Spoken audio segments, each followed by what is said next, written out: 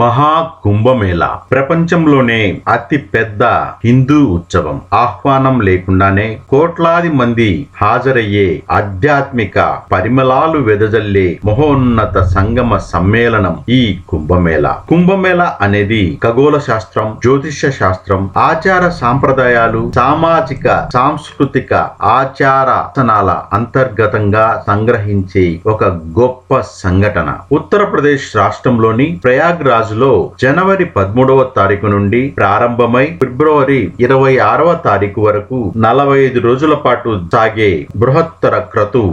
144 సంవత్సరాలకు ఒక్కసారి వచ్చే అరుదైన వేడుక ఈ మహాకుంభమేళా. ఈ మహాకుంభమేళా గంగా, యమున, సరస్వతి నదుల సంగమ ప్రాంతంలో కనుల పండుగగా జరిగే అత్యంత కమనీయ రమణీయ ఘట్టం. ఈ 3 నదుల సంగమంలో స్నానం చేయడం వలన పాపాలు తొలగిపోయి పుణ్యం లభిస్తుందని భక్తుల ప్రగాఢ నమ్మకం. హిందూ పురాణాల ప్రకారం దేవతలు, రాక్షసులు పాల సముద్రాన్ని మదిస్తారు. అప్పుడు ఒక కుంభంలో అంటే ఒక కుండలో అమృతం బయటికి వస్తుంది. దానిని రాక్షసులకు అందచేయకుండా విష్ణువు మోహిని రూపం ధరించి దానిని తీసుకెళ్లేటప్పుడు 4 అమృతం చుక్కలు నేలపై పడతాయి. అవి పడిన ప్రాంతాలే ప్రయాగరాజ్, హరిద్వార్, ఉజ్జయిని, నాసిక్. అందువలనే వీటిని పరమ పవిత్ర క్షేత్రాలుగా భావిస్తూ కుంభమేళాలు నిర్వహిస్తారు. ఈ కుంభమేళాలో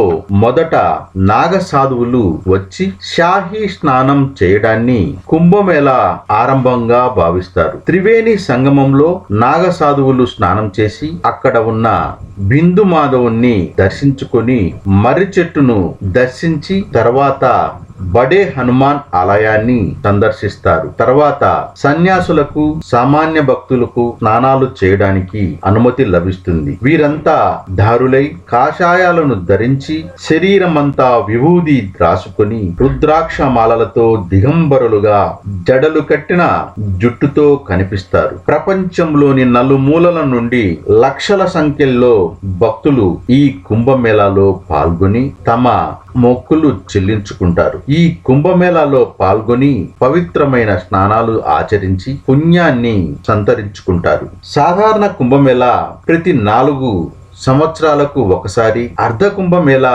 ప్రతి 6 సంవత్సరాలకు ఒకసారి, పూర్ణ కుంభమేళా ప్రతి 12 సంవత్సరాలకు ఒకసారి జరుగుతుంది. మహాకుంభమేళా 12 పూర్ణ కుంభ మేళాలు పూర్తయిన తరువాత జరుగుతుంది. ఈ కాలంలో ఈ 3 నదులు అయినటువంటి గంగా, యమున, సరస్వతి నదులు అమృతంగా మారుతాయని పురాణాల్లో పేర్కొన్నారు. మహాకుంభమేళా సమయంలో త్రివేణి సంగమంలో స్నానం చేయడం వల్ల మోక్షం లభిస్తుందని నమ్ముతారు భక్తులు. అంతేకాకుండా ఈ మహాకుంభమేళా సమయంలో కాస్మిక్ ఎనర్జీ గరిష్ట స్థాయిలో ఉంటుందని, ఆ శక్తి లభించి పాపాలు నశించి మోక్షాన్ని, పుణ్యాన్ని పొందుతారని పండితులు చెబుతారు. ఈ వీడియో మీకు నచ్చినట్లయితే కేబీసీ క్రియేషన్ ఛానల్ ని లైక్ చేయండి, షేర్ చేయండి, సబ్స్క్రైబ్ చేయండి.